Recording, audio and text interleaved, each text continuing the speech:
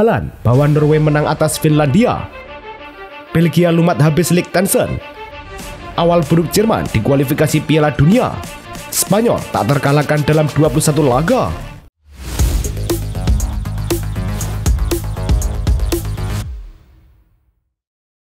Halo Soccer Mania, kembali lagi di Blessing Soccer News. Kali ini kami sudah siapkan berita-berita terbaru seputar dunia sepak bola. Tentunya untuk kalian semua, selamat menyaksikan.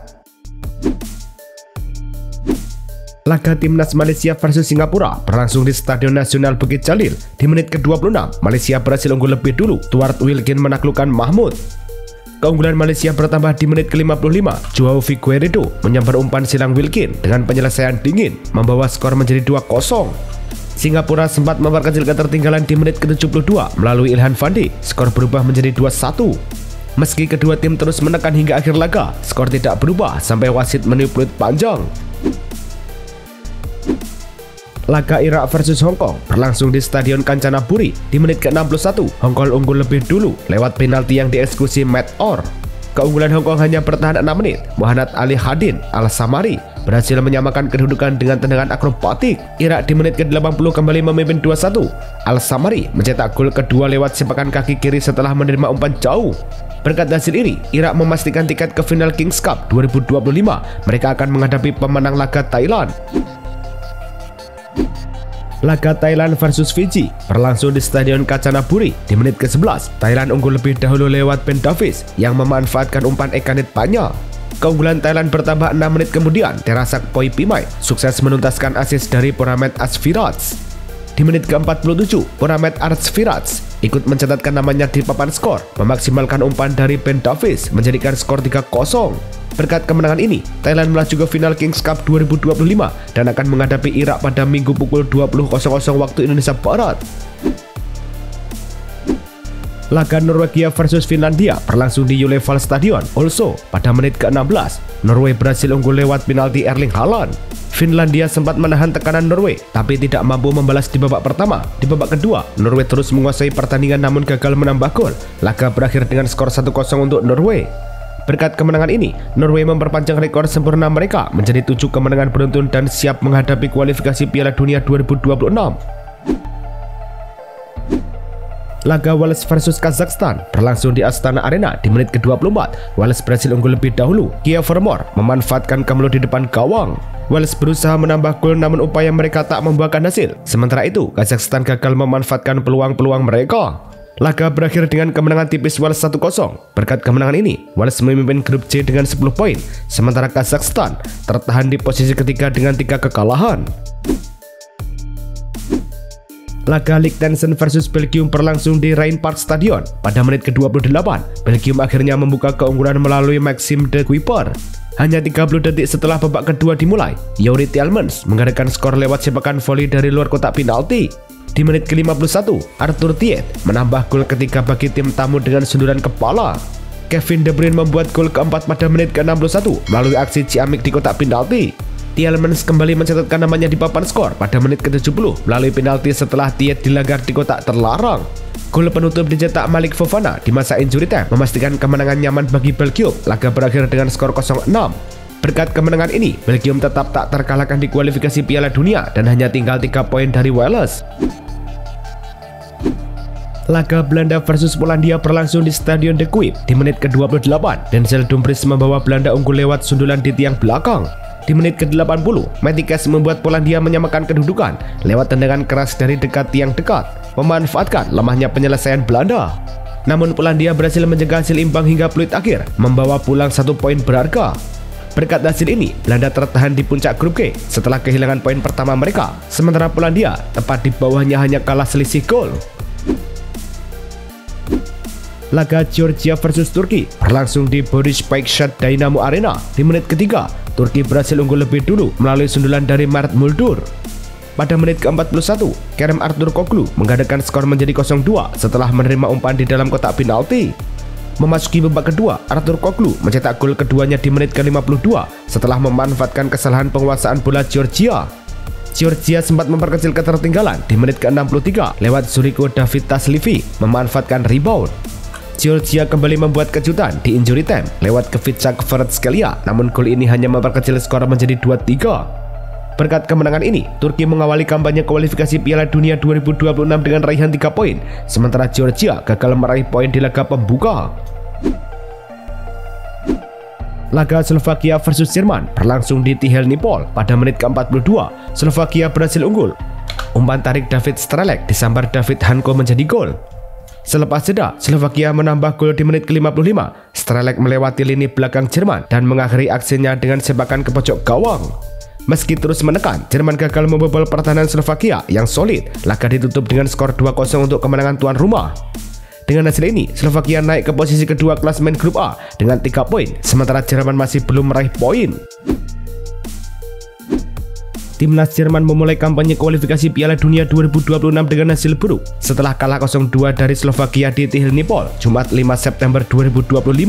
Kekalahan ini membuat catatan 3 laga terakhir Jerman berakhir dengan kekalahan, termasuk 2-1 dari Portugal dan 2-0 dari Prancis, menambah tekanan pada pelatih Julian Nagelsmann. Hasil ini menjadi salah satu kekalahan Jerman dalam kualifikasi Piala Dunia dengan selisih lebih dari 1 gol.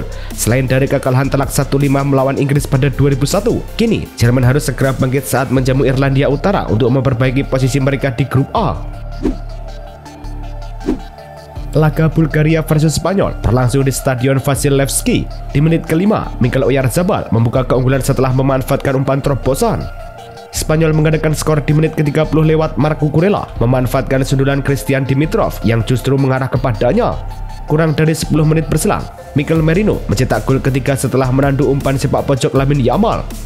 Berkat kemenangan ini, Spanyol memimpin sementara grup E kualifikasi Piala Dunia 2026 dengan 3 poin, sedangkan Bulgaria tetap di dasar klasemen tanpa angka.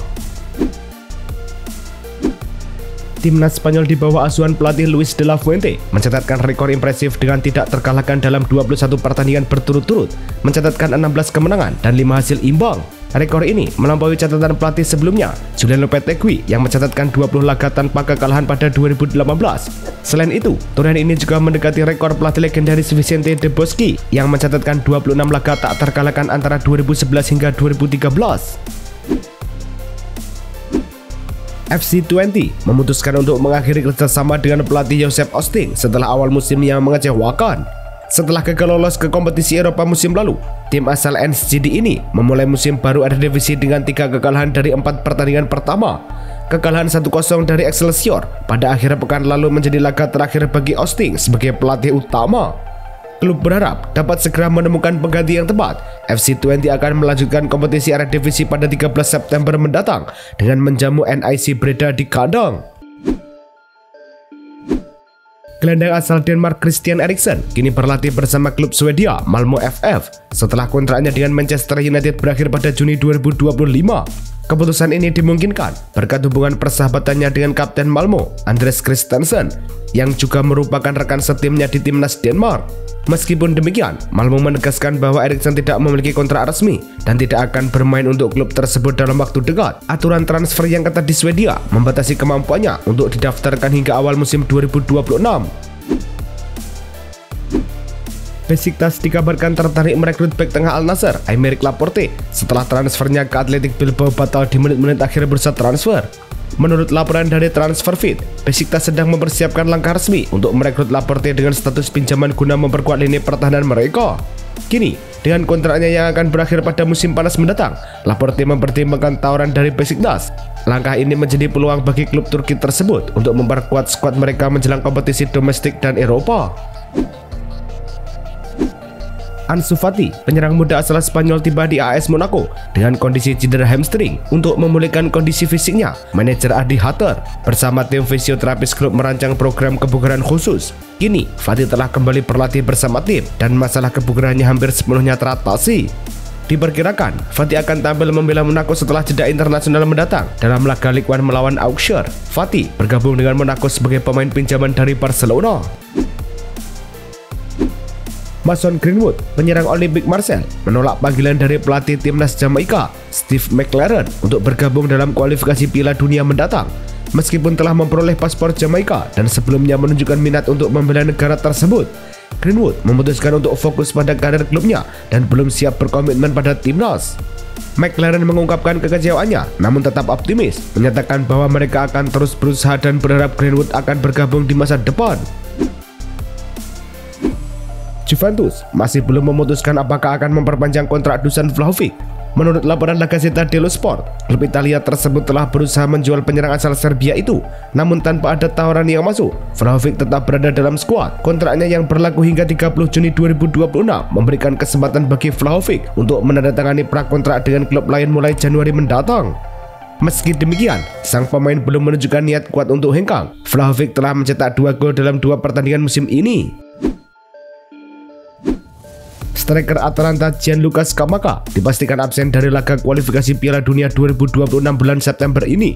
Federasi Sepak Bola Italia FIGC mengumumkan bahwa pemain berusia 26 tahun ini meninggalkan skuad sehari sebelum pertandingan kontra Estonia akibat ketidaknyamanan di lutut kirinya. Scamacca datang ke pemusatan latihan dengan kondisi cedera dan belum sepenuhnya pulih. Dengan kepergian Scamacca, pelatih Gennaro Gattuso kini memiliki 27 pemain yang tersedia untuk dipanggil. Striker Napoli Romelu Lukaku memutuskan untuk tidak menjalani operasi setelah mengalami cedera otot paha kiri dalam laga persahabatan melawan Olympiakos pada Agustus lalu. Menurut laporan dari La Gazzetta dello Sport, Lukaku memilih terapi konservatif guna mempercepat pemulihan dan mengurangi waktu absen yang diperkirakan sekitar 3 bulan. Ia telah berkonsultasi dengan dokter asal Belgia yang telah lama menangani dirinya dan tetap berkomunikasi dengan staf medis Napoli. Dengan keputusan ini, Lukaku berharap dapat kembali memperkuat tim pada bulan November mendatang. FC Barcelona memulai musim 2025-2026 dengan langkah yang tidak biasa. Nomor punggung 2 untuk pertama kalinya dalam 18 tahun tidak digunakan oleh pemain manapun.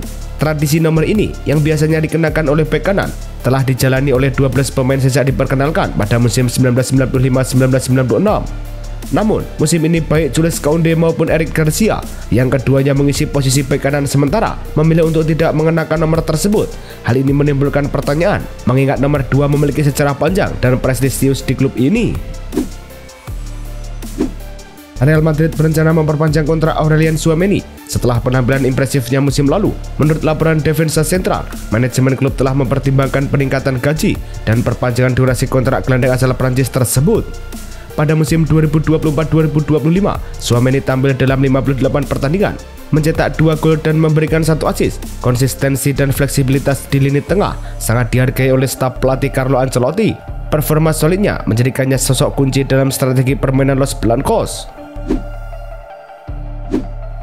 Newcastle United mengumumkan penunjukan David Hopkinson sebagai CEO baru pada 5 September 2025, menggantikan Darren Elias yang mundur karena alasan kesehatan setelah 3 tahun menjabat. Hopkinson, eksekutif asal Kanada berusia 54 tahun, membawa pengalaman lebih dari 25 tahun di industri olahraga internasional. Sebelumnya, ia menjabat sebagai presiden dan CEO di Madison Square Garden Sport yang mengelola tim NBA New York Knicks dan NHL New York Rangers. Tottenham Hotspur mengumumkan bahwa Daniel Levy telah mundur dari jabatannya sebagai ketua klub setelah hampir 25 tahun memimpin. Keputusan ini merupakan bagian dari rencana sukses yang telah disiapkan beberapa bulan sebelumnya. Vinay Venkatesam telah bergabung sebagai CEO, sementara Peter Carrington kini menjabat sebagai non-executive chairman. Levy menyatakan bangga dengan pencapaian klub selama masa kepemimpinannya, termasuk membangun stadion baru dan meningkatkan status Tottenham sebagai salah satu klub papan atas Inggris. Tottenham Hotspur berpotensi menerima suntikan dana baru dari Timur Tengah dan Arab Saudi sebagai bagian dari upaya memperkuat basis finansial dan commerce setelah Daniel Levy resmi mundur dari kursi ketua klub. Menurut laporan Talksport, ada bisikan soal masuknya investor asing meski pihak klub menegaskan struktur kepemilikan tidak berubah. Ini menjadi momen penting bagi Spurs memulai era baru yang lebih seimbang antara prestasi di lapangan dan ekspansi bisnis. Bek kanan Manchester United Diogo Dalot terpaksa mundur dari skuad timnas Portugal menjelang kualifikasi Piala Dunia melawan Armenia dan Hungaria. Menurut pernyataan resmi Federasi Sepak Bola Portugal, Dalot mengalami ketidaknyamanan otot dan telah dilepas oleh unit kesehatan dan kinerja timnas. Sebagai penggantinya, pelatih Roberto Martinez memanggil bek Lazio Nuno Tavares.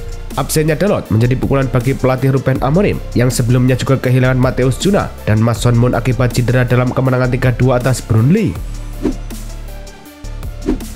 Manajer Manchester United Ruben Amorim dikabarkan sangat kecewa setelah klub gagal mendatangkan gelandang Inggris Conor Gallagher pada bursa transfer musim panas lalu.